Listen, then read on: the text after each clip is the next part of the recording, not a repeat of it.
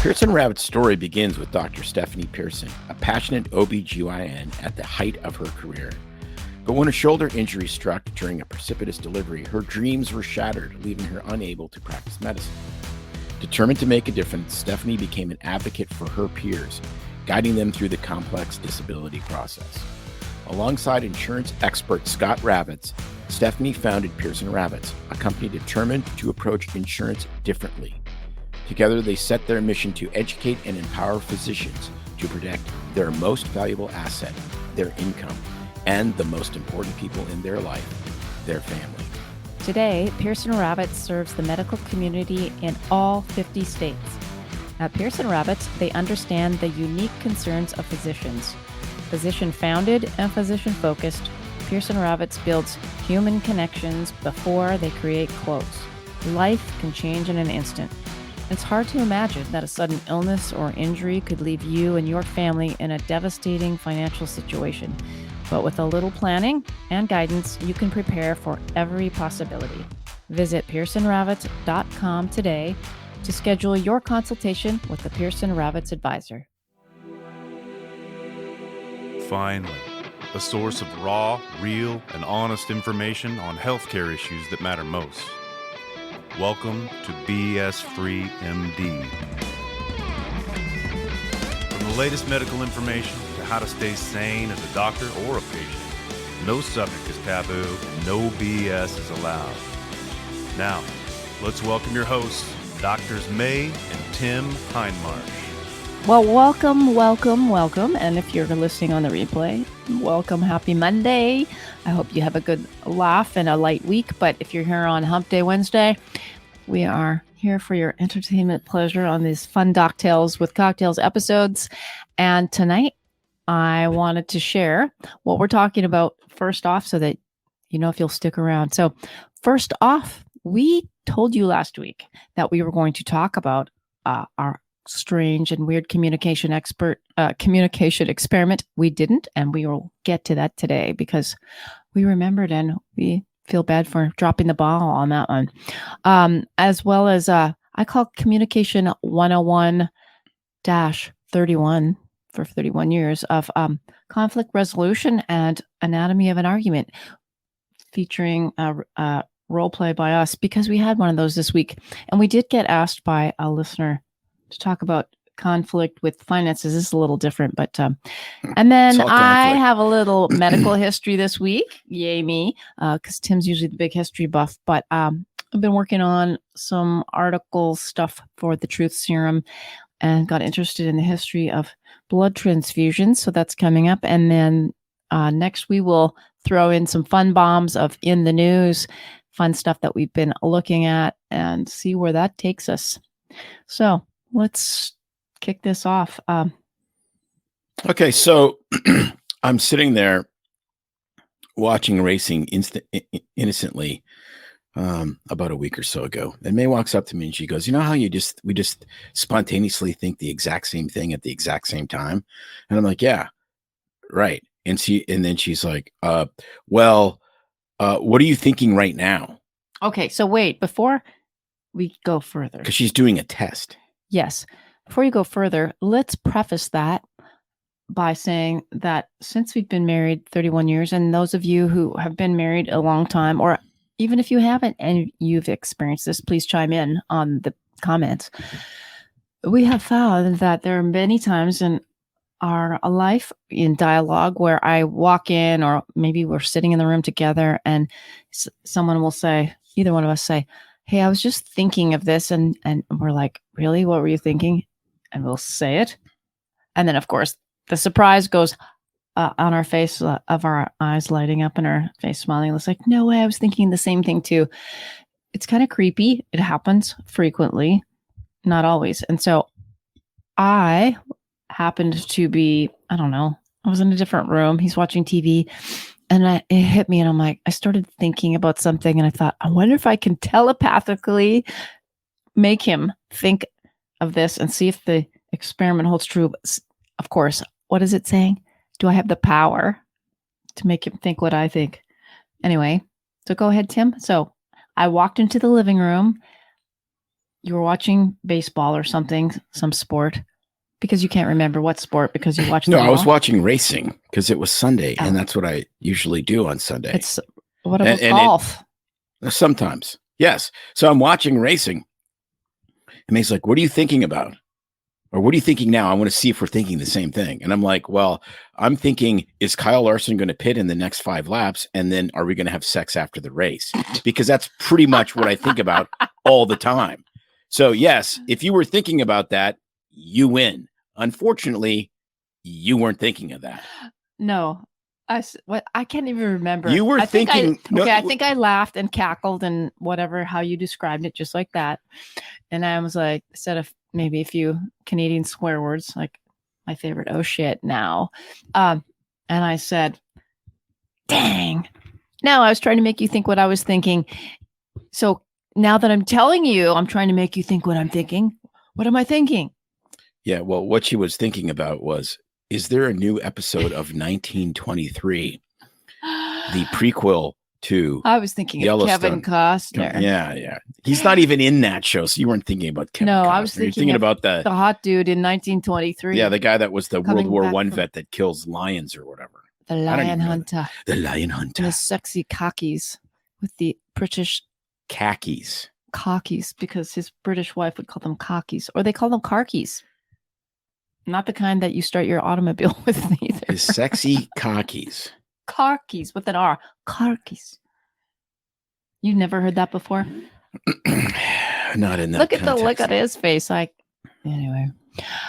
So the experiment didn't work. The communication experiment failed. I'm going to keep trying. Are you going to try to impart your thoughts onto me? You know that you're going to try. And I do every day. Failed. I get out of the shower and I Anyway. walk towards you and I go, look at the gloriousness with which you've married. Look at how unbelievably lucky you are. It's like a Greek god lives among your midst. And then you just start laughing. And what do I do? And then I start giggling and go, and then and then I get dressed. yes. Yeah. So clearly it's not working. No, we're not on sync with that or anything else. Lord we're help on us. sync on the stuff that matters the most, I think. But Okay, let's do, or I don't know, how are we going to do this? So let's tell everybody. So, yes, communication. We talk about this a lot. Everybody's fascinated, I think, weirdly so, but maybe it's not the most unique thing, but I guess it's pretty special. Being married to someone for 30 plus years, still liking them, always loving them, and still learning and growing. But we still argue and have our moments, not even close to how it was before. Because we've learned what to let throwing go. bowls at me stage has ended. If you don't know what we're talking about, you need to sign up for the newsletter, and you would read that. We've exited the projectile stage, which is good. That was in the newsletter. Yes, Truth Serum, sign up. So we have our moments where we get on each other's nerves, get up each other's ass, both of us, and rightly so. But you realize how restrained I am not commenting on that, but that's fine. Rightly so.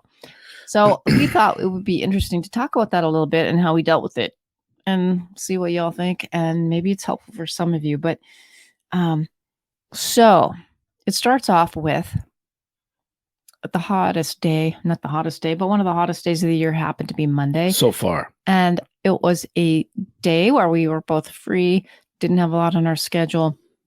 And we've been busy living in this small little house with crap all over the yard. And I wanted to get it cleaned up a little bit and basically the garden tidied up. And I wanted to put some bark around the yard, and gardening and yard stuff actually is a hobby of mine and something I like. So the other thing is we're not in this house for long. It will soon probably be on the real estate market. And that's what Tim's thinking, but we'll get to that in a minute. Anyway, we needed bark in the past when living on our massive compound property. I'd get it delivered in the 4 to 5 yards of bark. I call that massive, although I just talked to some of you out there who get 10 yards of bark in your yard. So good for you if you have the budget for it. Anyway, we would get it delivered, dumped out, the boys, Tim, Jake, our son, me, would be shoveling this stuff, but we don't need much here. And the cost to get it delivered is prohibitive. So I went fetching for a beautiful friend with an old pickup truck we could borrow, and got it all arranged to go get the bark ourselves, which meant Tim would have to go get it. I could have, but guys like to drive trucks, right? And you volunteered to go get it, even though you pretended like you didn't know where the bark yard was, and we've lived here for 30 years. But besides that point, we get the bark. It's in the yard. I've weeded, and we only need a yard spread around the yard. That's pretty funny. You're not laughing.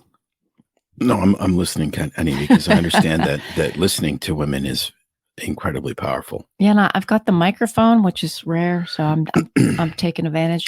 Well, I have one as well. So anyway, it's hot. He's shoveling, and all of a sudden, I kind of think we might not have enough to make it all the way around the perimeter. And I said, you might have to go again and get it. Another load, sorry. And he just looked at me with forlorn, hot sweat dripping down the corner of his chin that was turning into an upside down frown. Turn that frown upside down was not happening. Anyway. And he basically started to get angry. I could tell he was pissed. And I'm like, but if we're going to do it, we might as well just get it all done in one day. We have the truck, yada, yada. It's just another short trip. And then he got angry. I can't remember what you said next, but then it turned into this back and forth nattering. And he basically said, no, sorry, too bad. And then what happened was I started to feel hurt, and I started to be quiet, and I almost did the retreat. And then I was going to get mad.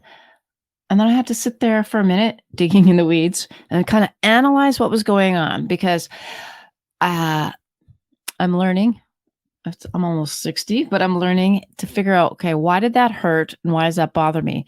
So I started to do that. And then I thought, oh, this hurts because I feel like I'm not valuable. My stuff's not valuable because this is valuable to me. This isn't about just making a house pretty to sell it.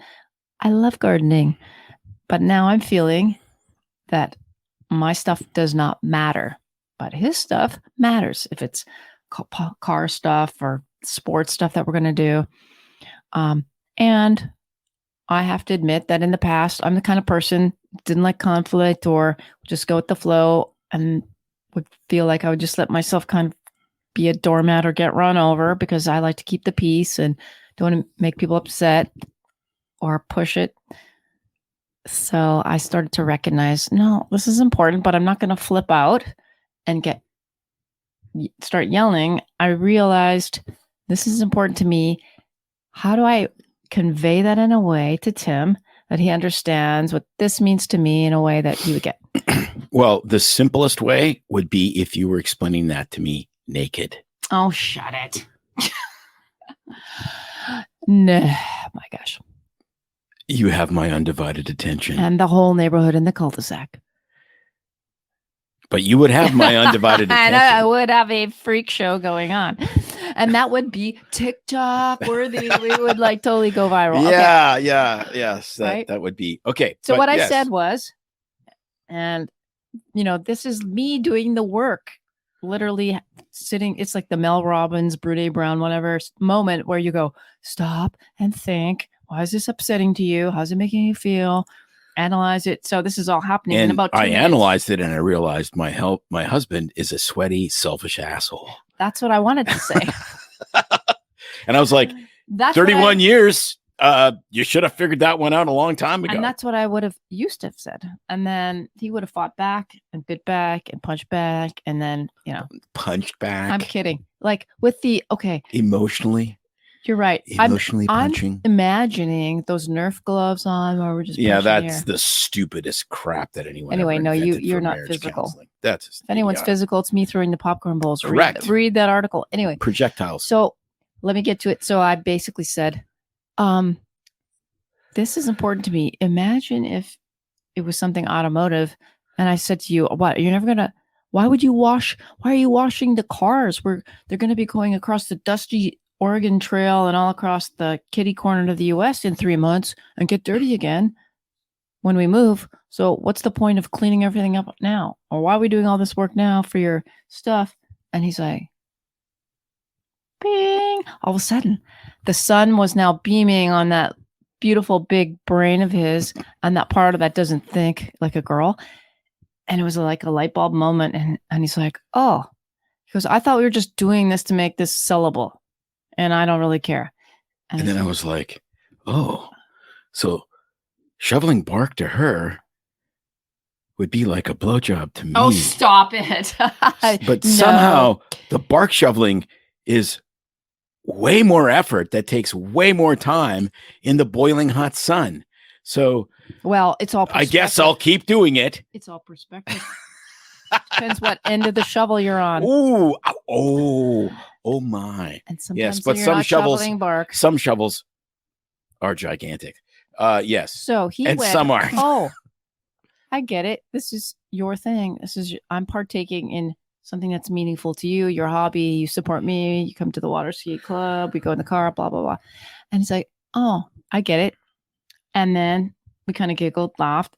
And lo and behold, the truck got emptied. We had like, 2 yards, literally. Or if you're in Canadian metric or the rest of the world system, was 2 meters, basically almost, of a yard that didn't get filled with the bark. I'm like, it's good. That part of the yard I don't really care about. You don't have to go get any more. I'm happy. And there was no big blow up. So yeah, I mean, but as much as we joke about it, it was for us. It was even like, okay, that was a pretty cool moment because it took me being a big girl and analyzing like, why am I feeling hurt and crushed, and then thinking about it and not reacting, and also verbalizing it, but in a calm way, in a way that I thought he would understand. And then you being receptive to listening. Yeah, but it takes a couple things. It takes actually caring. In other words, you have to be in a situation where you're like, I actually want to satisfy whatever need my spouse needs. Well, but it helps if you understand, what or why that is. And sometimes the answer is, I don't know why I need this from you, but I need this from you. And I think that is super powerful. That to me is the most powerful connectedness I've ever had with May, which is like, I don't understand myself, but this is what I need from you. And she's like, okay, that's enough. And that's really cool. And we've had this forever. If I look back over the last 31 years and I think of how much May hates wind and how many weekends she spent in the gorge with me. Now, she was having fun to a certain degree with, the friends we made. And, we had these great camp outs and barbecues and all of those. And it's a beautiful place, but it wasn't the same as it was for me. I mean, I'm like, this is awesome. Like I get up in the morning, I crawl out of the tent. I go windsurfing for hours and hours a day. I run up the side of a mountain. This is just fantastic. And so I just, I basically confronted my inner bitch and said, yeah, you can shovel some freaking bark, dickhead. That's why I'm not a counselor. I'm going to challenge you on that. So why did you have to use the term inner bitch when it could have been, it's a female derogatory term. It could have been. No, it's not. Bastard. Yeah, but bastard just means that you're born from parents that aren't married. And what does bitch mean? It means female dog. So, which is far more descriptive of both males and females.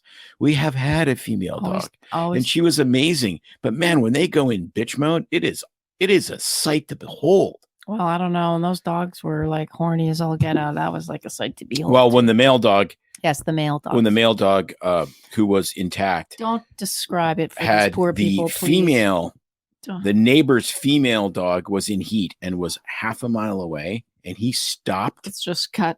Eating. And when you would release him from his leash, he was on. It was Chariots of Fire. It was one-way ticket to midnight. They call it heavy metal. I mean, it was Sammy Hagar full blast. I went up there and found him one night, and I'm like, I know where he is. And so I feel so bad. Our neighbors were so gracious to us.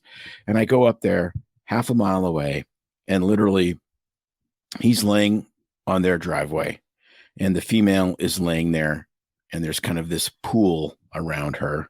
Oh, and I'm like, so oh my gosh, what has happened? And if dogs had opposable thumbs, I guarantee you that dog would have been smoking a cigarette. There's not even a chance in the world that wasn't going to happen. I mean, he's got this big black lab smile. It's like, yeah. And drinking a Dos Equis. Yes. And then I call the neighbors and I said, I think our dog's mated. Oh, that's okay. We love puppies. And I'm like, really? Okay. Enjoy. And actually, it ended up being a great story. They were able to, the puppies were amazing. And they kept one. And our neighbor who said, he was like, that's the best dog I've ever had. And I'm like, you're welcome. Sure. Because my dog is completely unrestrained. And my part in it was chaining him up and instilling that desire so that he could Oh, it's unbelievable.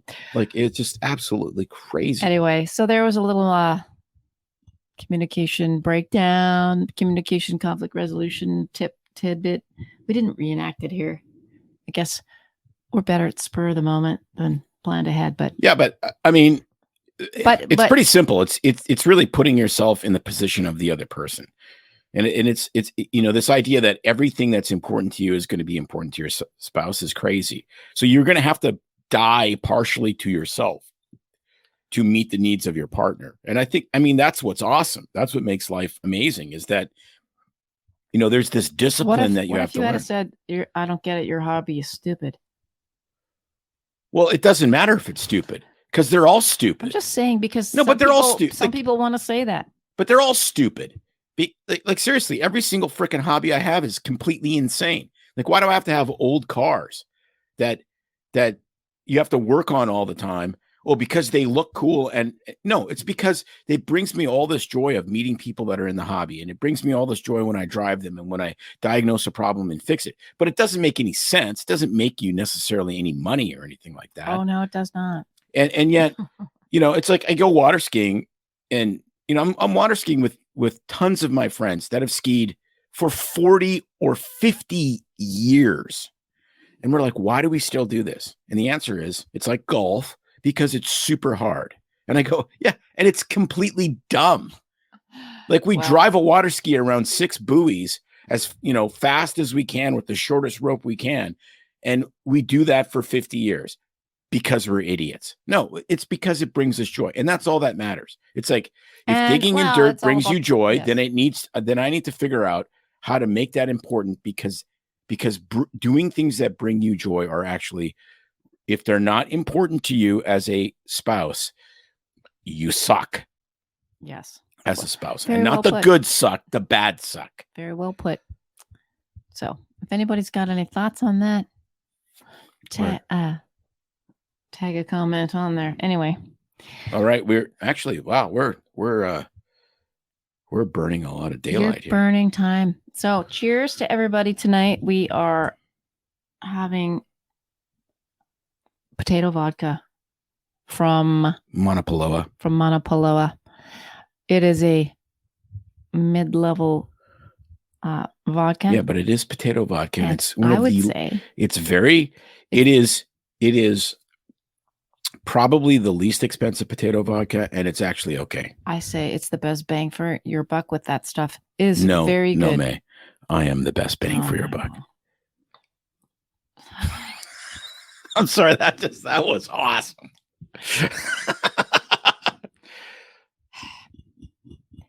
I'm just like speechless. I'm gonna keep drinking. I'm having a hibiscus lavender cocktail. I don't usually do a bunch of sugar in mine, but I found this in the refrigerator. The company that makes these mixes is called Raft, I believe, RAFT. Comes in a little bottle. I can't remember where I got it. Look it up.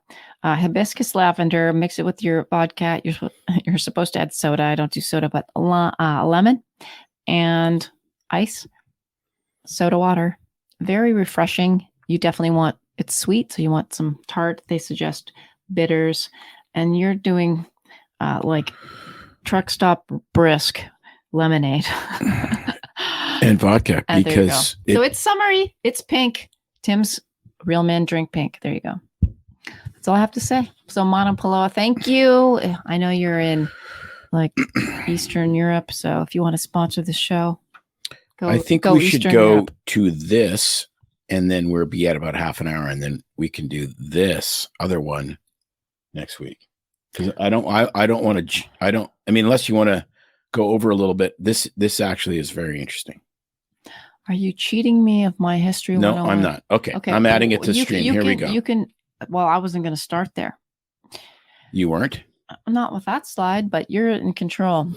Well, do you want me to give you the very short Cole's Notes, Spark Notes version?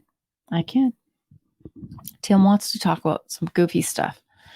So here's this slide's pretty crazy. Yeah, that gave it all away. So now I don't have to talk. All right, I was going to say, get that slide away. When you all the one that blows me away, though, is that 1628. I mean, this is Shakespearean time.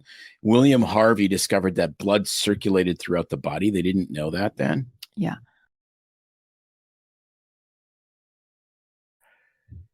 Go to, I was going to take a poll and talk about, since I was writing about truth serum, looking up stuff about serum, there we go. Found some really amazing articles on the history of blood transfusion. I did find that one. You can pop that back on. The Annals of Medical History, the actual written copy from September 1932. When you look it up, it's even crusty and parchment paper. So blood transfusions. If you ask, do you know anything about the history of blood transfusion, or who did the first transfusion, or who is known for blood transfusion? I mean, any thoughts pop in your head? Well, I always thought Anybody out there? I always thought it was Start World War I, where they just connected two guys together and started like pumping blood from one guy to the other. Yeah, well, they did, but it's fascinating. I mean, a lot of people will think that the history of blood transfusion actually basically is tagged to Karl Landsteiner back in 1901. And he won a Nobel Prize that was awarded in 1930 for his role. And you can show that. That's fine. Because he discovered the first three human blood types, A, B, and he called it C, which is now known as O type. So he got a Nobel Prize for that because it was very important, because they've been actually researching and messing around and doing all kinds of nonsense with blood transfusions for years before that, and it was failing. But I would like to give the award and really tag the history of blood transfusions, in my humble opinion, in my reading, to Dr. James Blundell. And that's because he really is the first person to do a human-to-human transfusion. The initial one that failed, and then the final one that was successful. And that goes. So James Blundell, did his friends call him Jimmy Blue? Jimmy Blue is going to give you some blood. I know. I like his curly. I'm not. Is that a wig or is that real hair? Right? You have almost one. It was 1818, so the chance that that's real hair is about 0. So yes, it was 1818, and I'm going to tell that story, and then I'll tell you a little bit of fun facts and freakishness before that. So really, Jimmy Blue. So they've been messing around from the time of the gladiators with transfusions, drinking blood, all kinds of nonsense, and trying to figure out even the history of circulation in the body, until it was James Blundell who was called to the home of a woman who was delivering a baby, bleeding profusely in childbirth. By the time he arrived, she lost too much blood. She died. And that was when he was like, this is something that's really important. And they had actually had a ban on blood transfusion experiments just prior to that. Okay, whoa, time out. Because I knew this was going to happen. I did not read this.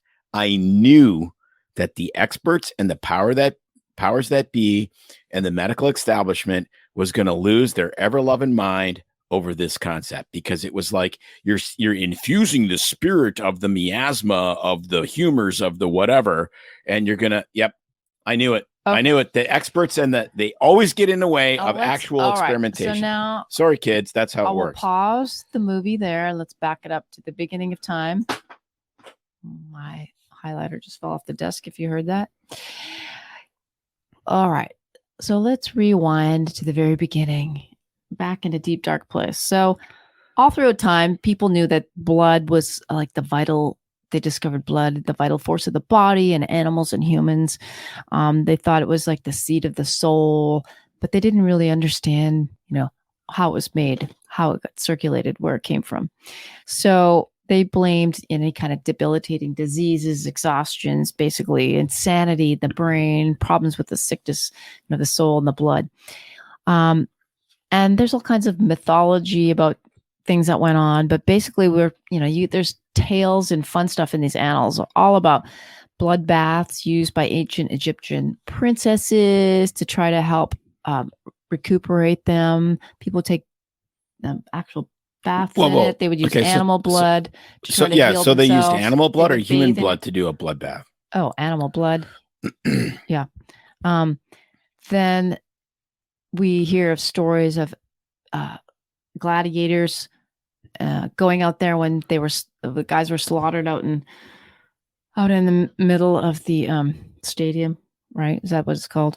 And people with epilepsy, and I think they were psycho, going out there and then cutting the jugular or their veins and sucking the blood out of these dying gladiators themselves, trying to be healed of their ailments. They'd run in, and it was really disgusting. There's tales of crazy people, like a woman who was having, and lots of about epilepsy. There's a lot of these epileptic fits that is really fascinated these people. Yeah, but it makes you wonder if the term epilepsy meant something different. It does not define epilepsy, but anyway, there's this one woman because there was a lot of epileptic fits. It could have been psycho. Mental illness. They started thinking that if she would drink cat's blood because she felt like a cat, it would cure her. So she would drink cat blood, and then she started, to act like a cat, and she even climbed on the roof of buildings and would meow and yell and scratch and stare into a hole. So she was an early furry. An early furry, exactly. So all kinds of fascination, in their early centuries with blood, and then it wasn't until the discovery, in 1490, not the discovery. I would say the first documented transfusion attempt was in 1490, which blew my mind. I didn't remember hearing about this. When Pope Innocent, I did not know there was a Pope Innocent the Eighth, was lying. Look, if you pick the name Innocent, really, you should be Pope Guilty Bastard. Pope Innocent the Eighth. You pick Innocent as your name. There's been a few before him. I'm thinking you're trying to cover something up. Pope Innocent lay dying just from old age in 1490, and they took the old age at 42 because he was so innocent and had massive herpetic lesions all over. So I'm sorry. Okay, stop. You're getting waylaid.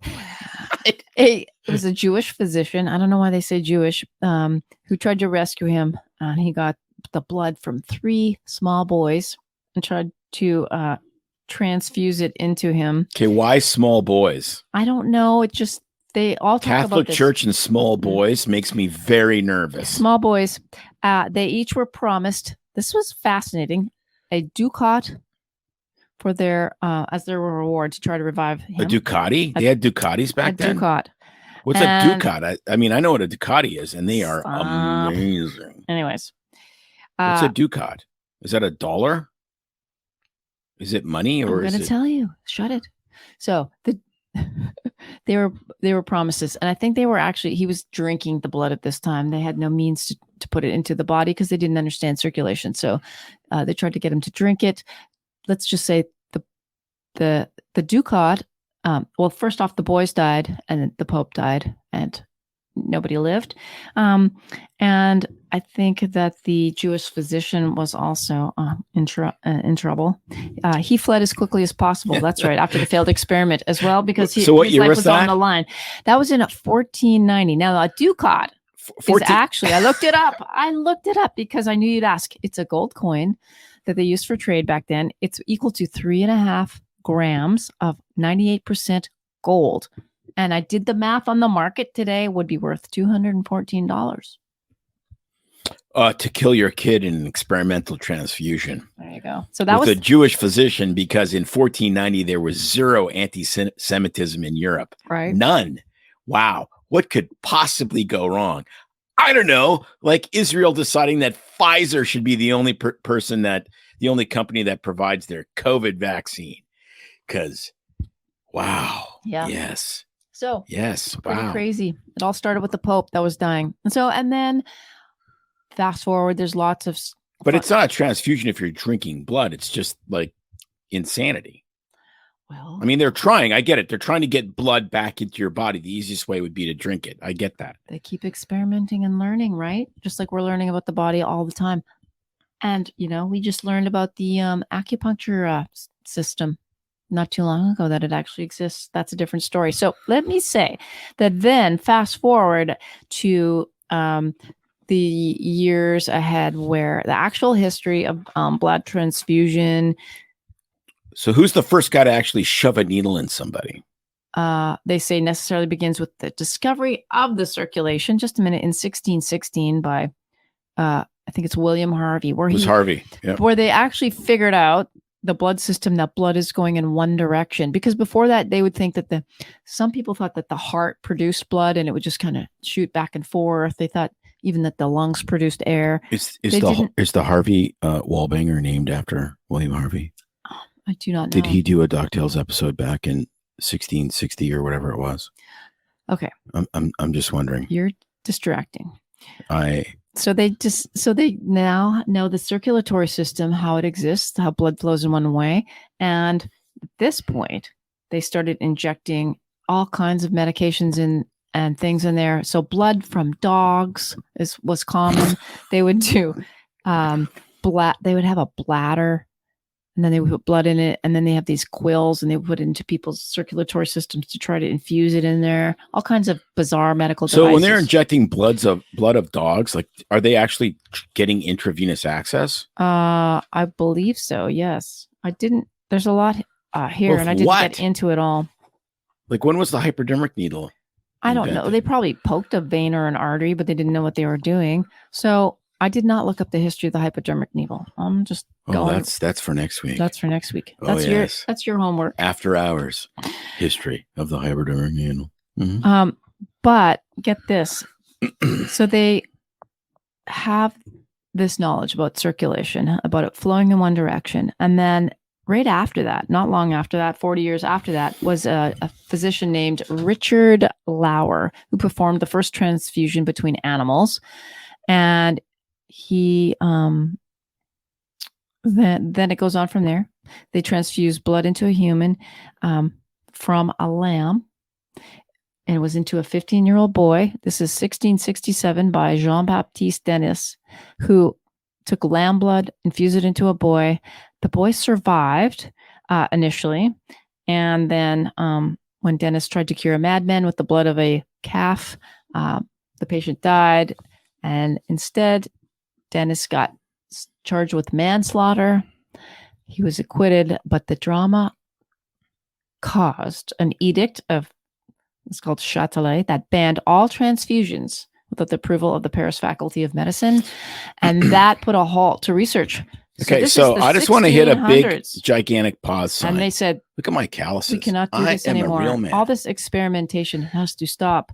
Putting lamb blood and dog's blood into people. People are dying. Stop." So this is the 1600s. This started in the 1400s. It's now 2023. This whole concept of kind of political medicine. We think, oh, well, it shouldn't be politicized. Guess what, kids? It was always politicized. They made a law that said you can't experiment with transfusions anymore. I get it. It probably made some sense, but it also made no sense because it halted something that, now we take for granted. There's blood banks all over the place. Millions and millions of people's lives have been saved with blood transfusion.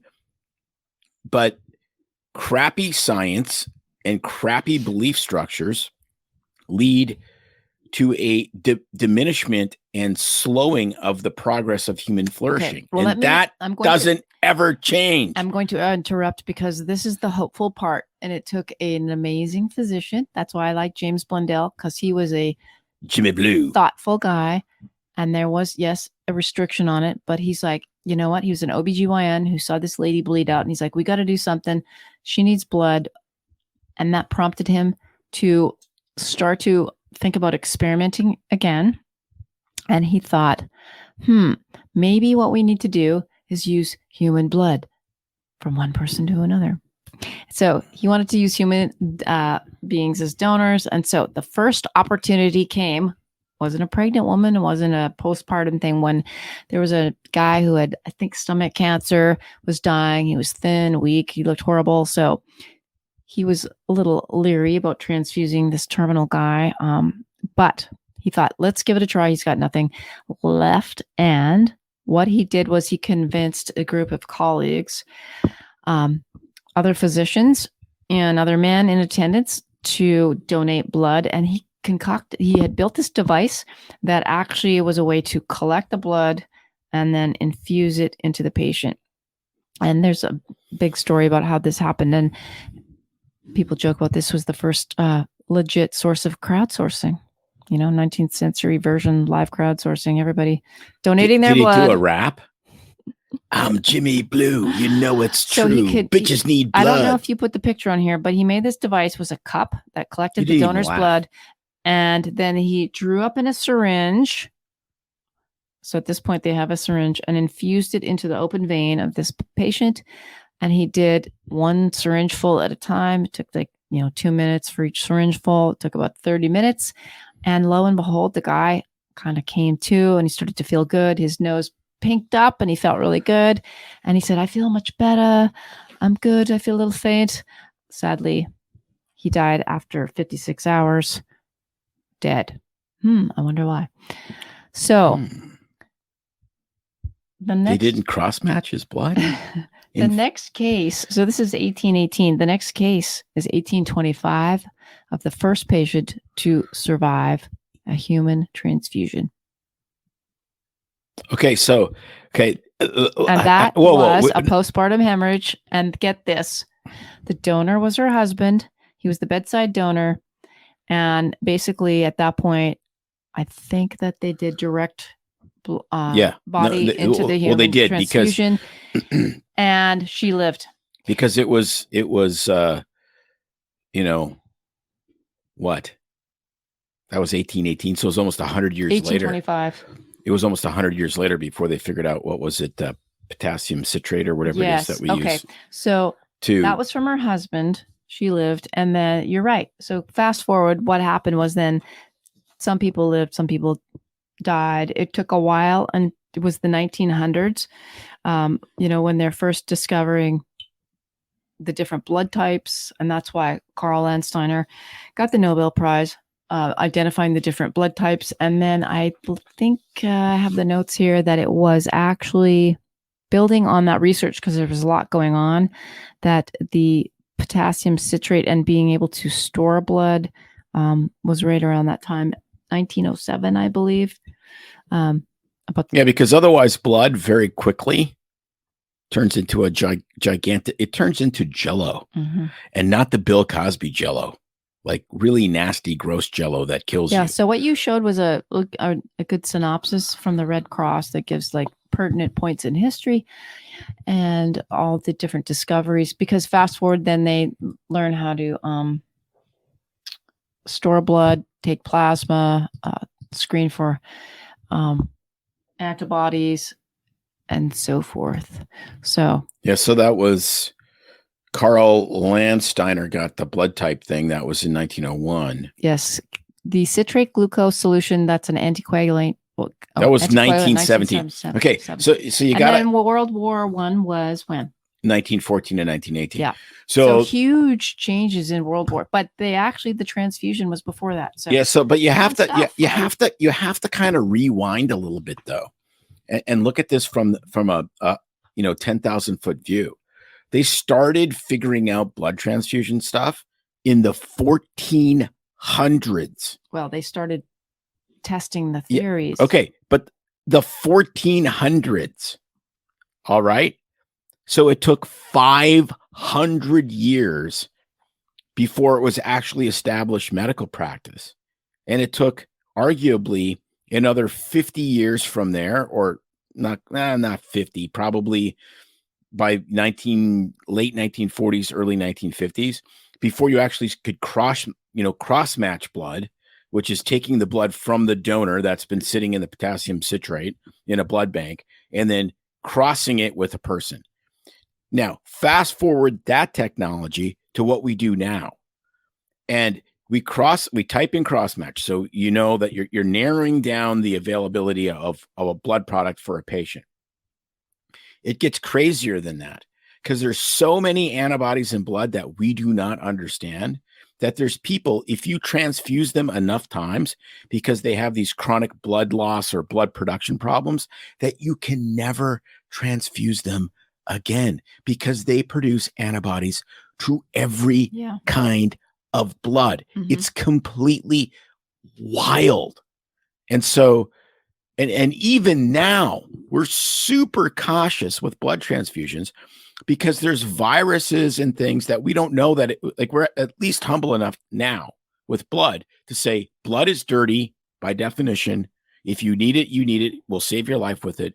But we try our best to give you the least that you need because we don't know what's potentially hiding in there. Fascinating stuff. And even though we have a very cleansed blood pool now. Sorry to interrupt, but but like you think, I was going to say that's what's so years. fascinating about, we talked to our friend, Dr. Sabine Hazen, about stool transplants. They're very cautious because they know the history of blood transfusion and that there's a lot going on and that you can't just willy-nilly pop somebody else's bodily fluids contents into someone else without possible consequences. But I'm thinking black lab would be pretty freaking amazing stool. Can you imagine just like the energy?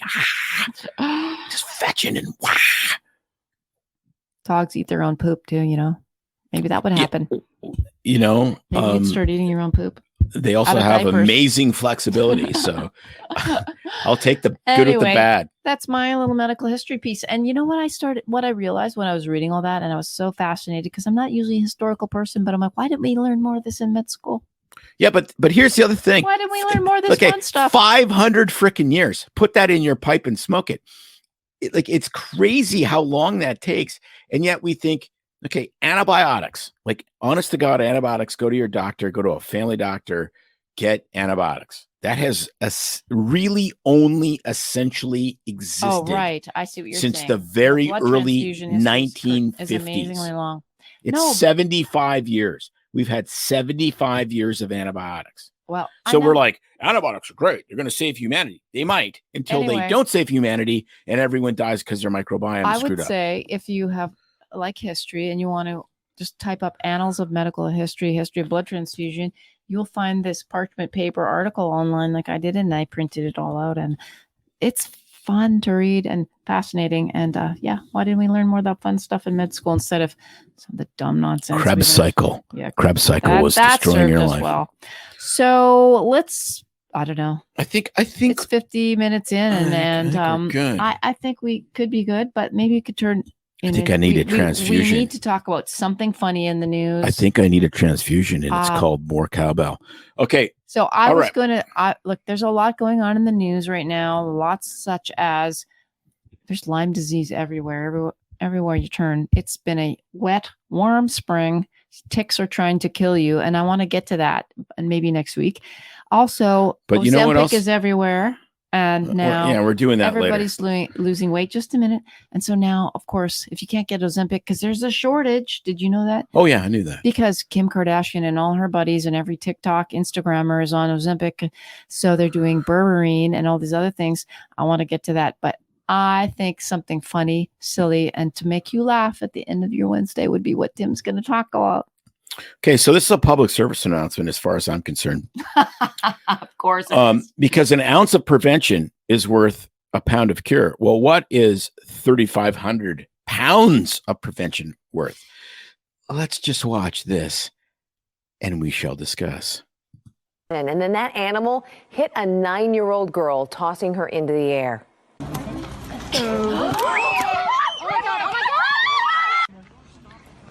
That girl from Florida is going to be okay. This happened on Monday near a popular trail in the Old Faithful Geyser area. Witnesses say that group got within 5 to 10 feet of that bison for at least 20 minutes before it charged. Everyone else you can see is running. She gets hit. Officials are reminding people these are wild animals and to stay at least 25 yards away. All right. Can I just say, I'm sorry, that makes me really happy. I must be a terrible person. So, she landed on her feet. Desiree she was uninjured. Said, oh my goodness, poor kiddo. Okay. She was uninjured, but they were there for almost an hour trying to pet the freaking bison. So let me say, I analyzed the whole thing. This is what I see as being a Canadian growing up around moose and polar bears and the such. The girl, they're in Yellowstone. It's a national park. I guess you got to walk free because there's bison there and there's all these kids around. I see them.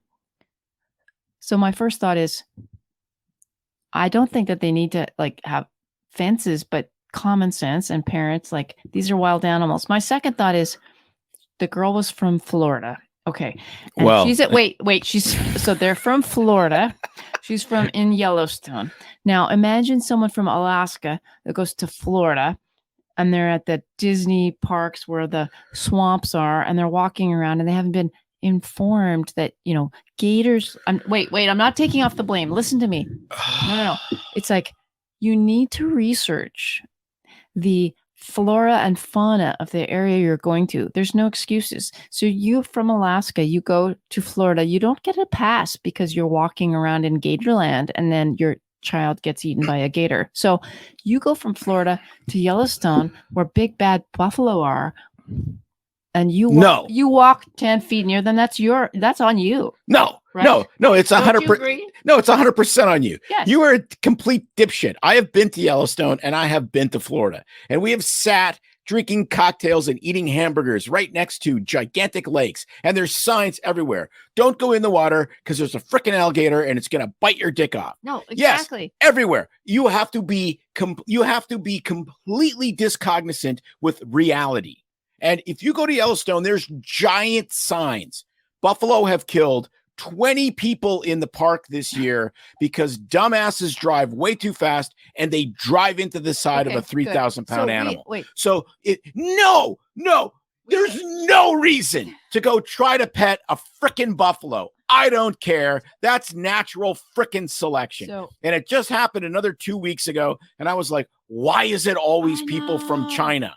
And you know why? I heard a story of a guy that worked in Yellowstone and a tourist from Asia came up to him and said, where do you put all the animals at the end of the day when it's night? Because they thought it was a park. And if it's a park, it's a zoo. So it's not a park, honestly, zoo. It's a park.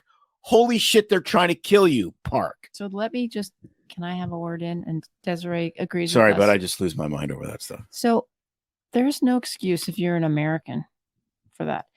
Now, culturally, honestly, I get it. Maybe in parts of Asia, China, wherever, the only animals you get to see are locked up in zoos. And along with the Uyghur Muslims building Nikes, unfortunately. But think about it. So they have rules, regulations, lockdowns. It's just you trust the government, whatever the thing is. And you come to a foreign country and you don't know that you just get to go free and wild. Think about it. Yes, I get it. But an American, someone who's from an American state shouldn't. I mean, come on. There was a dipshit I found who was like the bro guy, right? And he's posing and screaming at the buffalo in the middle of a highway like he's going to fight it. I'm like, you just deserve a major bison ass kicking because you are completely every single year there's multiple reports of people trying to pet these things. We lived outside of Jasper National Park in Canada. We've witnessed it. And there are massive elk and they are still in velvet with huge antlers, like some of the most majestic animals in all of creation. And it's a national park, which means the animals get to do whatever the hell they want. It's like going to Safeway where people get to do no whatever hunting. they want in the parking lot. And they are laying in the ditch and people get out, and we got out, take a couple pictures. Oh yeah. Some how far away, genius. how far away were we? We were like 10 carloads away because we know some like genius I'm not getting near that thing. runs up. Some genius runs up, and she decides she wants to pet the velvet of the antlers of this animal. Okay. Do you understand what happens when the velvet comes off of an elk? Okay. What time of year is that? Well, that's late August. That time is called the rut.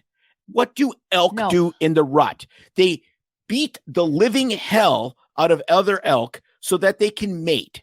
So in other words, if you are in their way, the only two things they're on their mind start with F, and the first one is fighting. Okay. So don't pet their antlers. Listen, forget that part, because a lot of people don't know, and they haven't watched, Al Elming's Game Farm, or what's his name? Poor guy that died in Australia doing what he loved, and he entangled the manta. Steve Irwin. Anyway. Stingray, not a manta. Manta would just kiss you to death. So people who don't hunt or pay attention to what rut or what time of the year it is, besides that, these are wild creatures. They're huge.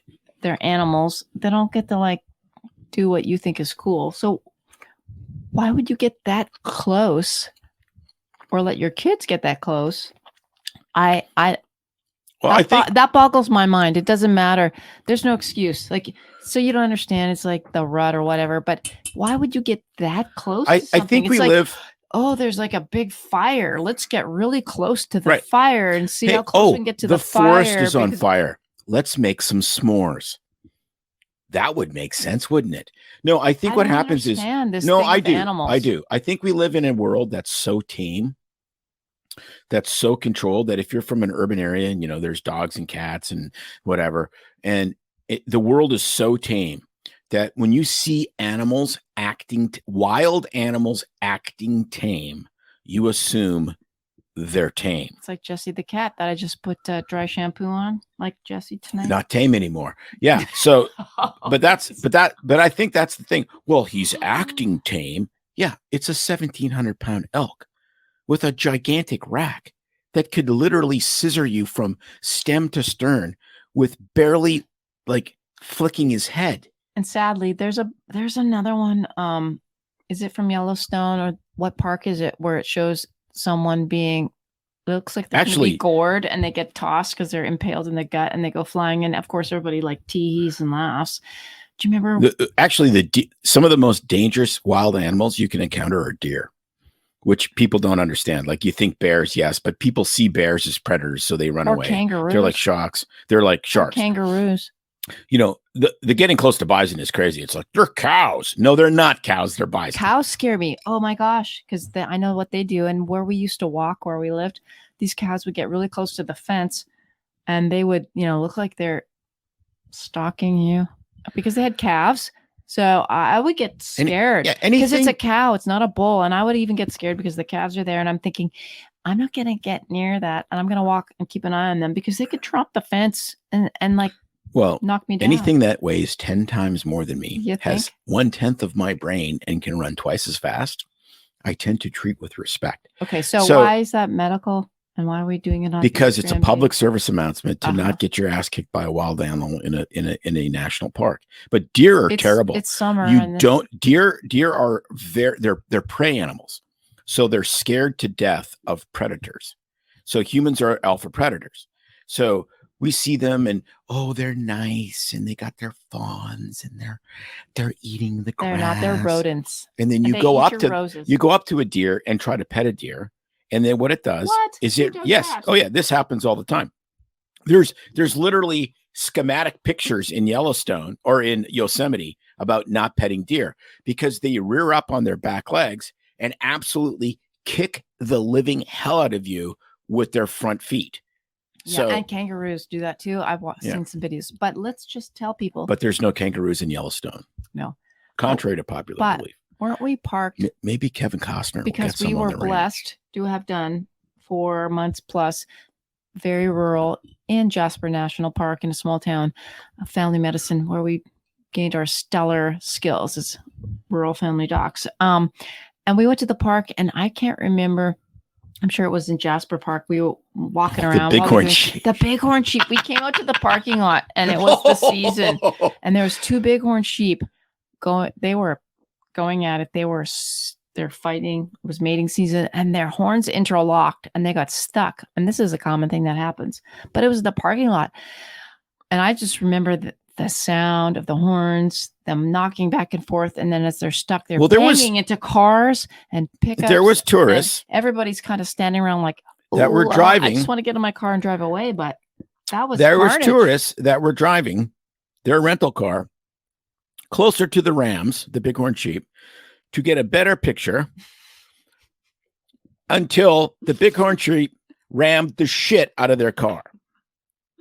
Yes. And I'm like, well, what did you expect was going to happen? It's nature.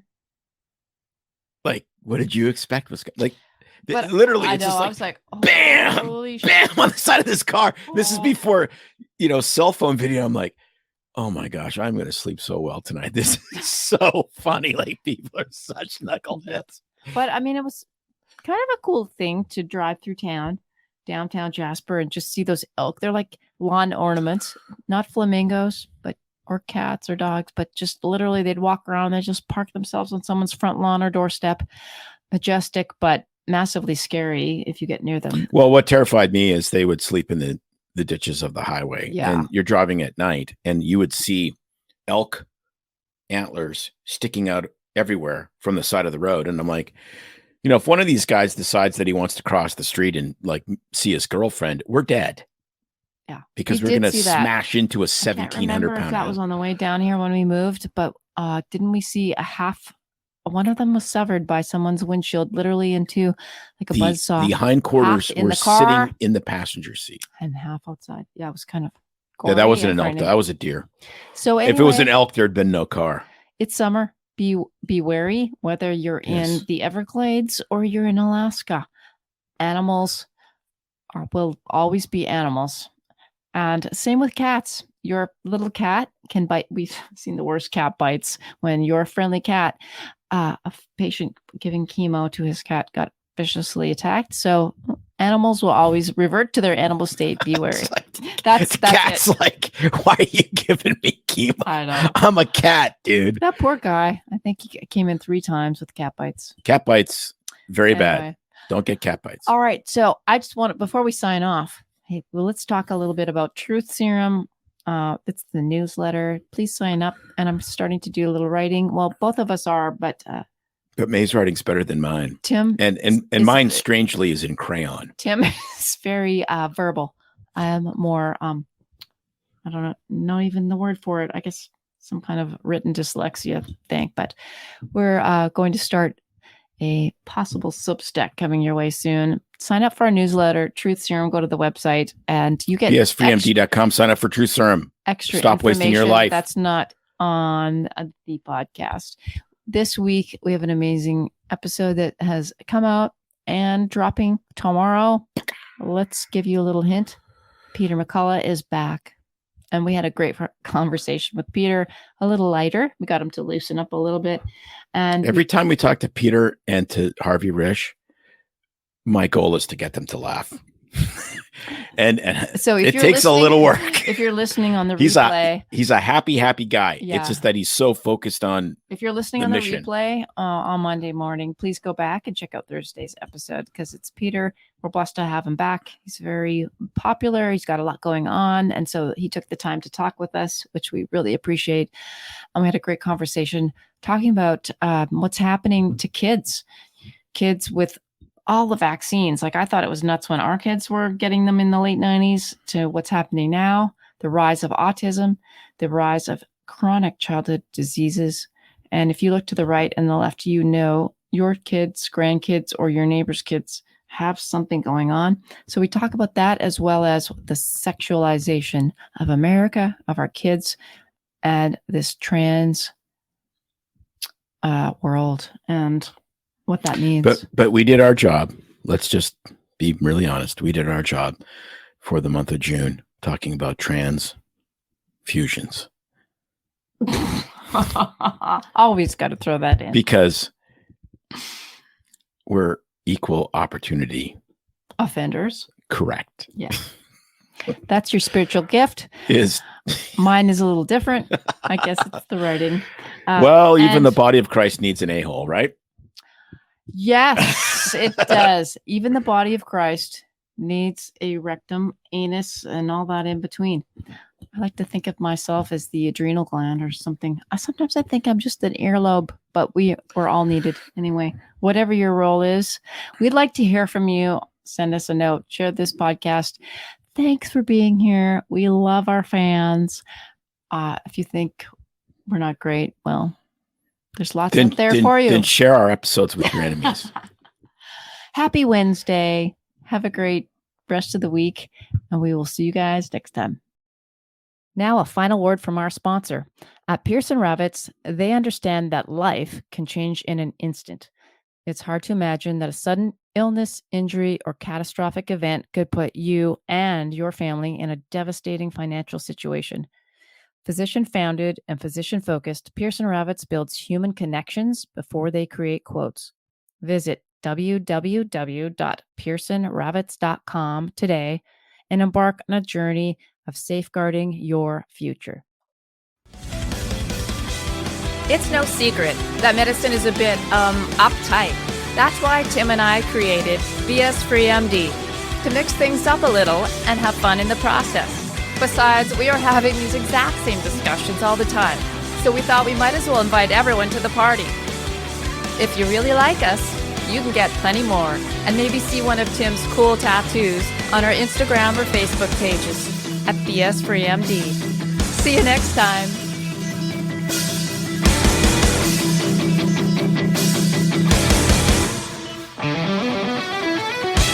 But we try to keep BS Free MD as raw and real as possible. We can't be held responsible for any medical decisions or discussions had as a result of what you've heard on the show. We know, bummer. But the truth is, we really do care about your questions. So feel free to reach out to us by email at doc@bsfreemd.com.